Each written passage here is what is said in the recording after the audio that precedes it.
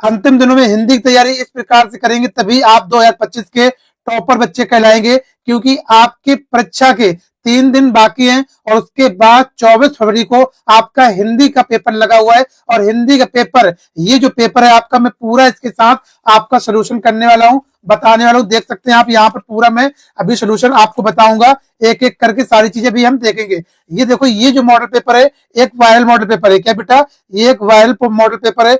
क्यों है? क्योंकि ये मैंने मॉडल पेपर नहीं बनाया है, ये खुद यूपी बोर्ड ने, क्या है, ये खुद यूपी बोर्ड ने पेपर को लॉन्च किया है और बताया है 24 फरवरी के बच्चों, आपका ये जो पेपर है वो क्या है, एक इंपॉर्टेंट पेपर है। यहां से बहुत सारे क्वेश्चन आपके 24 फरवरी के पेपर में आने वाले, देख सकते हैं यहाँ पर पूरा अभी मैं एक एक करके सोल्यूशन यहाँ पर बताऊंगा। बस वीडियो के आप लास्ट तक बने रहना और अंत तक देखे रहना, शुरुआत से लेके अंत तक देखेंगे तभी आप अपने 24 फरवरी के पेपर में अच्छा से अच्छा स्कोर करके आएंगे। और मैं आप गारंटी ले सकता हूं कि आप अपने पेपर में 24 फरवरी के पेपर में कहीं ना कहीं 70 में 60 प्लस इसी पेपर से ही बनाने वाले हो। क्या है, 70 में से 60 इसी पेपर से बनाने वाले हो, क्योंकि ये पेपर जो बेटा मैंने नहीं बनाया है, ठीक है, ये खुद यूपी बोर्ड ने लॉन्च किया है। और जब यूपी खुद बोर्ड खुद लॉन्च कर रहा है और ये बता रहा है आपको कि देखो ये आपके लिए पेपर इंपॉर्टेंट है, तो आपको क्यों क्यों इसको छोड़कर जाना, आप बिल्कुल इसको तैयार करके जाएंगे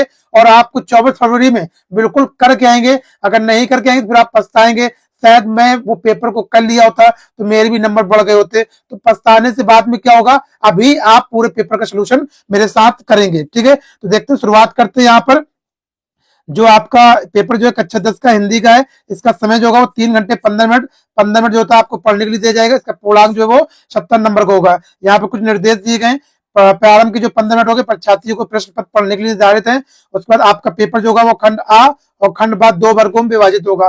खंड जो आ होता है वो OMR में होता है और खंड जो बा होगा वो वर्णनात्मक होगा, कॉपी में लिखना पड़ेगा। तीसरा पॉइंट देखते हैं, खंड प्रश्न पत्र में खंड आ में वो विकल्पी प्रश्न जिसमें सही विकल्प का चयन अपने आप को OMR सीट पर नीले अथवा काले प्रिवाइंट पेन से सही विकल्प वाले गोले को पूर्ण रूप से आपको काला करना है, अच्छे से एकदम उसको काला करेंगे, ठीक है, ऐसे काला करेंगे। उसके बाद खंड आ में वो विकल्पी प्रश्न है, प्रत्येक प्रश्न के आपको 1 नंबर दिया जाएगा, ठीक है, हर एक प्रश्न आपका 1 नंबर का होगा, पूछा जाएगा। OMR चौथा पॉइंट क्या है, OMR सीट पर उत्तर पुस्तिका किए जाने के पश्चात उसे काटे नहीं, बिल्कुल कटपिट नहीं करना है, ना उसको इरेज करना है, ना एवं उसमें क्या लगाना है, व्हाइटनर लगाना है, ठीक है, बिल्कुल नहीं, आदि का प्रयोग आपको नहीं करना है। 6 पॉइंट क्या है, प्रत्येक प्रश्न के प्रमुख उनके निर्धारित अंक दिए जाएंगे आपको। अब आपका देखो यहाँ से पेपर आपका स्टार्ट होता है, ठीक है, खंड आ से। ये आपका OMR सीट में आपको भरना पड़ेगा, 20 नंबर की आते हैं। इसका पूर्णांक जो होगा 20 नंबर का होगा। बहुविकल्पी प्रश्न ये है। पहला प्रश्न क्या है, पहला प्रश्न ये है, बहुत इंपॉर्टेंट है यहाँ पर, बाबू गुलाब राय किस युग के लेखक हैं? बाबू गुलाब राय किस युग के लेखक हैं? तो ये हो जाएगा द्विवेदी युग के। किसके हो जाएंगे? द्विवेदी युग के। मेरे साथ साथ आप भी नोट करते हुए चले और पूरा का पेपर का सोल्यूशन आप लास्ट तक अंतिम तक देखेंगे, नहीं तो आप 24 फरवरी को बहुत बुरा पछताएंगे कि सर जी मैं इस पेपर का सोल्यूशन कर लिया होता तो आज मेरे ज्यादा ज्यादा नंबर हिंदी में आ गए होते और मैं कर लेता। पर बाद में पछताने से कुछ नहीं होगा, आप पूरा सोल्यूशन करके जाएंगे। बहुत इंपॉर्टेंट है। देखो, चिंतामणि प्रश्न संख्या दूसरा है, चिंतामणि किस विद्या की रचना है? तो किसकी है ये? इसका हो जाएगा आपका निबंध। किसकी है? निबंध। गबन किसकी रचना है? प्रश्न संख्या तीसरा, गबन किसकी रचना है? तो गबन जो हो जाएगी वो किसकी हो जाएगी? मुंशी प्रेमचंद की। मुंशी प्रेमचंद की। शुक्ल युग की समय अवधि है, तो क्या है शुक्ल युग की अवधि अवधि 1936 से लेके 1943 ईस्वी तक। 1936 से लेके, सॉरी इसका क्या हो जाएगा, 1936 ईस्वी से नहीं, इसका हो जाएगा 1919 से लेके 1938 ईस्वी तक।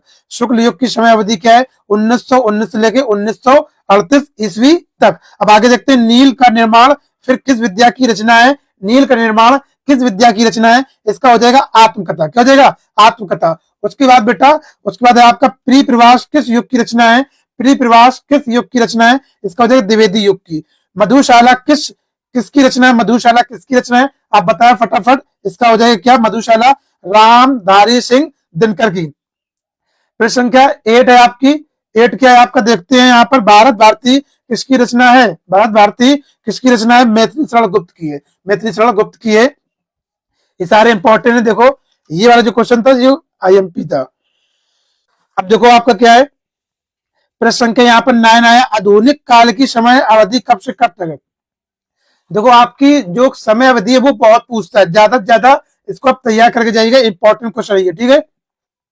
आईएमपी है कुछ, यहाँ पर क्या है, इसका क्या हो जाएगा राइट आंसर, इसका हो जाएगा आपका 1643 से 1843 ईस्वी तक। मातीराम किस युग के कवि है, मातीराम किस युग के कवि है, तो इसका हो जाएगा रीति काल के, ठीक है। हास रस का स्थायी भाव है, हास रस का स्थायी भाव है, तो क्या हो जाएगा इसका हास है, ठीक है। प्रश्न संख्या आपका 12 है, सोहत ओढ़े पीत पटश्याम सलोने गात, मानो नील मणि सैल पर आप आतप पर यो प्रकाश, उपरोक्त पंक्तियों में से कौन सा अलंकार है बेटा, तो इसमें कौन सा अलंकार है आपका, इसमें जो अलंकार होगा वो कौन सा होगा, ये होगा उत्प्रेक्षा अलंकार। क्या होगा, उत्प्रेक्षा। रोला छंद में कुल कितने चरण होते हैं, रोला छंद में कुल कितने चरण होते हैं, तो कितने होते हैं, 4 होते हैं। आकर्षक शब्द में किस उपसर्ग का प्रयोग किया गया है, किस उपसर्ग का प्रयोग किया गया है, तो इसमें जो प्रयोग किया गया बेटा वो कौन सा है, यहाँ पर है उपसर्ग, उपसर्ग क्या है, उपसर्ग, उपसर्ग में जो किया गया वो क्या है, आ का किया गया, ठीक है। उपसर्ग इसमें आकर्षण आ का प्रयोग किया गया। रचना के आधार पर वाक्य में कितने भेद होते हैं, रचना के आधार पर वाक्य के कितने भेद होते हैं, तो कितने होते हैं, 3 होते हैं, 3। पिताम्बर में कौन सा समास है, पिताम्बर में कौन सा समास है बेटा बताएं, तो कौन सा हो जाएगा, बहुव्रीहि हो जाएगा। आशु का तत्सम रूप है, एकदम इंपॉर्टेंट है, ठीक है। आशु का तत्सम रूप है, तो इसका कौन सा हो जाएगा, इसका 17 का जो राइट आंसर है वो कौन सा है, अश्रु, अश्रु है। कर्तव्यवाच में किसकी प्रधानता होती है, तो कर्तव्यवाच में किसकी प्रधानता होती है, इसमें होती है भाव की प्रधानता, किसमें होती है, भाव की प्रधानता। 19 नंबर है, ताव्य शब्द में वचन एवं विभक्ति है, तो कौन सी विभक्ति है, ताव्या, ताव्या में कौन सी विभक्ति है, तो इसका हो जाएगा आपका राइट ऑप्शन हो जाएगा वो क्या है, चतुर्थी विभक्ति और बहुवचन है। निम्नलिखित में से सर्वनाम है, सर्वनाम कौन है, मनुष्य, वह मनुष्य, बचपन, वह या फिर इनमें से कोई नहीं, तो क्या हो जाएगा, वह जो है वो एक सर्वनाम है। अब आपके यहाँ पर 20 बहुविकल्पी पूरे कंप्लीट हो गए, अगर आप इसे कंप्लीट करके जाएंगे तो आप पूरा, मेरा वादा है कि आप 20 स्कोर करके आएंगे, बस अच्छे से वहां पर ओएमआर को अच्छे से बनना। आप देखते हैं आगे, आगे सॉल्व करते हैं। अब क्या आ गया आपका, ये आपका आ गया यहाँ से वर्णनात्मक आ गया, ठीक है। वर्णनात्मक ये आपको कॉपी में सॉल्व करना पड़ेगा, ये कितने नंबर का आएगा, 50 मार्क्स का आएगा, ठीक है।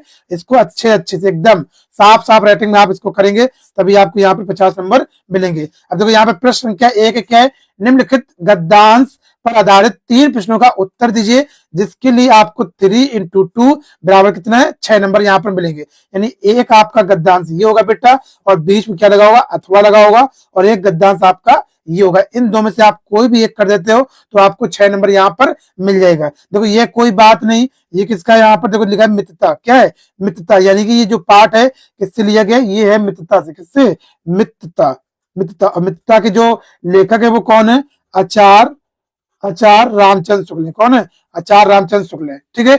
ये जो चैप्टर आपका मित्रता वाला बिल्कुल आईएमपी है, यहाँ से 100% मैं कह सकता हूं आपका एक क्वेश्चन जरूर आना ही आना है, एक पद्यांश यहाँ से गद्यांश एक जरूर आएगा। आप ये वाला चैप्टर बहुत अच्छे से पढ़ के जाएंगे, ठीक है। एक और अथवा पे लगा है, बट आपको यही पहले वाले चैप्टर से ही फंस गया। अब देखो यहाँ पर 3 प्रश्न दिए, पहला, दूसरा, तीसरा। ये देखो, उपयुक्त गद्यांश का संदर्भ लिखिए, ये प्रश्न तो सब में कॉमन ही रहेगा, ठीक है। और उसके बाद रेखांकित अंश की व्याख्या कीजिए, ये जो रेखा वाला भाग देख रहे हो तुम, इसकी आपको व्याख्या करना है।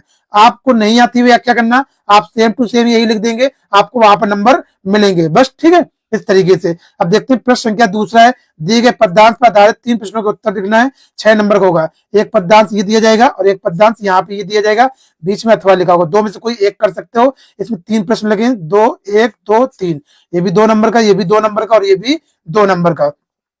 एक पद्यांश का संदर्भ लिखिए, तो देखो संदर्भ क्या है, इसका जो पहला वाला जो है, चरण कमल द्विवेदी बंद्रो, ये जो है वो किसका है, पद से लिया गया, किसके लिए गया, पद से लिया। और पद के जो राइटर है, इसके लेखक कौन है, सूरदास है। ये पद वाला भी बहुत चैप्टर आईएमपी है, यहाँ भी 100% बनेगा। हर एक मैं मॉडल पेपर को सॉल्व कर रहा हूँ और उसमें ये पा रहा हूँ कि पद वाले से पाठ से पददान जरूर पूछा जा रहा है, ठीक है। इसका आप यहाँ 6 नंबर बन जाएंगे। अब आगे सॉल्व करते हैं, देखते हैं, अथवा ये वाला कर सकते थे आप अगर सॉल्व करना चाहें तो। अब आगे देखेंगे, अब आगे आपका प्रश्न संख्या कौन सा आ गया, प्रश्न संख्या 3 आ गई। दी गए संस्कृत गद्यांश में से किसी एक का संदर्भ सहित हिंदी में अनुवाद कीजिए, तो क्या करना है, यहाँ पे 2 + 3 = 5। अगर आप संदर्भ कर देते हैं तो आपको यहाँ पर 2 नंबर मिल जाएगा, अगर आप इसका हिंदी अनुवाद कर देंगे तो आपको यहाँ पर 3 नंबर, तो 2, 3 कितने हो गए, यहाँ पर 5 नंबर ऐसे आपको दिए जाएंगे। देखो संदर्भ यहाँ पे क्या होंगे, 2 दिए जाएंगे, एक ये लिखा, एक एक ये वाला है, और अथवा लगा एक नीचे दिया गया है। ठीक है, इन दो में से कोई भी आप एक कर सकते हैं। यहाँ पे देखो कौन दिया, एशा नगरी भारतीय संस्कृति, एशा नगरी भारतीय संस्कृति, ये किससे लिया गया, भारतीय संस्कृति से लिया गया। किससे लिया गया, भारतीय संस्कृति से लिया गया। किससे, भारतीय संस्कृति से। देखो चाहे गद्य का हो, चाहे पद्य का हो, चाहे संस्कृत का गद्यांश हो, चाहे संस्कृत का पद्यांश हो, ये पहले दूसरे चैप्टर जो होते हैं बहुत सारे इंपॉर्टेंट होते हैं। यहां से क्वेश्चन आपका आना ही आना है। ये चैप्टर आप जरूर तैयार करके जाएंगे और इसी में से ही बहुत सारे क्वेश्चन आपके आएंगे। अब देखते हैं यहाँ पर अगला प्रश्न क्या, प्रश्न संख्या 4 है। ठीक है, प्रश्न संख्या 4 दिए गए संस्कृत पद्यांश में से किसी एक का संदर्भ सहित हिंदी अनुवाद करना है। अगर आप संदर्भ कर देते हैं तो 2 नंबर मिल जाएगा, और हिंदी में अनुवाद कर देते तो आपको 3 नंबर मिल जाएगा। तो 2 3 कितने हो गए, 5 नंबर हो गए। इसमें भी आपको 2 दिए गए, एक ये वाला कर सकते हो अथवा लगा आप चाहे ये वाला कर सकते हो। ठीक है, यही शुरुआत के चैप्टरों से ये भी दिया गया है, आप शुरुआत के चैप्टर अच्छे से पढ़ के जाएंगे। देखो प्रश्न संख्या क्या है, 5वां है। अपने पठित खंड काव्य के आधार पर निम्नलिखित प्रश्नों का एक का उत्तर लिखना है, जिसके लिए आपको 3 नंबर निर्धारित है। ठीक है, यहाँ पर बहुत सारे खंड काव्य होते हैं, आपको अपने जिले के अनुसार खंड काव्य को लिखना है। अपने अध्यापक से पूछ सकते हैं कि आपके जिले का खंड काव्य कौन सा लगता है, या फिर आप इसी वीडियो के कमेंट बता देंगे तो मैं आपको बता दूंगा। ठीक है, देखो यहाँ पर क्या है, जो मुक्ति दूत का है, ज्योति जवाहर का है, मेवाड़ मुकुट का है, अग्र पूजा का है, जय सुभाष का है, मातृभूमि का है, कर्ण खंड काव्य का है, कर्मवीर भरत का है, तुमुल खंड काव्य है। ठीक है, इतने ही आपके पूछे जाते हैं। जो कानपुर देहात का होता है वो कौन सा होता है, यहाँ पर ज्योति जवाहर का होता है। कौन सा होता है, ज्योति जवाहर का, ये वाला होता है। ठीक है, कानपुर का ये वाला होता है, कानपुर या कानपुर देहात का या नगर का ये ज्योति जवाहर का पूछा जाता है। अब इसमें देखो 2 आपसे पूछेंगे, पहला और दूसरा, सब में 2-2 हैं। इन 2 में से भी आपको कोई एक ही करना है, चाहे ऊपर वाला उत्तर दे चाहे नीचे वाला उत्तर दे। आप ज्यादातर क्या करें, सबका चित्र तैयार कर लें, बस हो जाएगा आपका काम। अब देखते हैं नीचे प्रश्न संख्या क्या है, 6 है, और 6 का क्या है, का है। दिए गए लेखकों में से किसी एक लेखक का जीवन परिचय देते हुए उनकी एक रचना लिखना है। आप एक रचना यहाँ बोल रहे हैं, पर आप यहाँ पर कम से कम 2 से 3 रचनाएं लिखेंगे, तभी आपको 5 नंबर यहाँ पर मिलेंगे। देखो जीवन परिचय आप अगर लिख देंगे तो 3 नंबर मिल जाएंगे। अगर इनकी रचना लिख देते हैं 2-3 तो यहाँ पर आपको 2 नंबर मिल जाएंगे। 3 और 2 5 नंबर ऐसे मिल जाएंगे। देखो जीवन परिचय कौन कौन से दिए जाते हैं, यहाँ पर 3 दिए जाएंगे। डॉक्टर राजेंद्र प्रसाद IMP बिल्कुल तैयार करके जाना। जयशंकर प्रसाद ये भी IMP है। और उसके बाद आचार्य रामचंद्र शुक्ल IMP छप चुका है, बिल्कुल 100%, 1000% है कि आचार्य रामचंद्र शुक्ल आपके पेपर में जरूर दिखेगा, कम से कम 5 सेट में। ठीक है, कम से कम 5 सेट में पेपर में छप चुका है आपका। ठीक है, बिल्कुल छप चुका, तैयार करके जाना, तीनों आप तैयार कर सकते हो। अब आगे देखते हैं, आगे क्या है, आप 6 का खा आएगा। ठीक है, दी गए कवियों में से किसी एक कवि का जीवन परिचय देते हुए उनकी एक प्रमुख रचना आपको लिखना है। अगर जीवन परिचय लिख देंगे तो यहाँ पे 3 नंबर, उनकी प्रमुख रचना 1 या 2-3 आप लिखें कम से कम, तो आपको यहाँ पे 2 नंबर, तो 3 और 2 यहाँ पर 5 नंबर ऐसे आपको मिल जाएंगे। तो यहाँ पे भी 3 दिए जाते हैं और 3 में से आपको एक करना होता है। पहला है गोस्वामी तुलसीदास, दूसरा है सुमित्रानंद पंत, और तीसरा महाकवि सूरदास। ये सूरदास बहुत इंपॉर्टेंट है, ये भी हम कह सकते हैं 1000% क्या है आपके पेपर में। ठीक है, आपके पेपर में बिल्कुल छप चुका है। ठीक है, छप चुका है, ये भी तैयार करके जाना। तुलसीदास का भी आप याद कर लेना, 2 ये तैयार कर सकते हैं आप। ठीक है, अब देखो यहाँ पर प्रश्न संख्या 7वीं है, क्या है, अपनी पाठ्य पुस्तक में से कंठस्थ कोई एक श्लोक आपको लिखना है जो इस प्रश्न पत्र पे ना ही हो, जिसके आपको 2 नंबर मिलेंगे।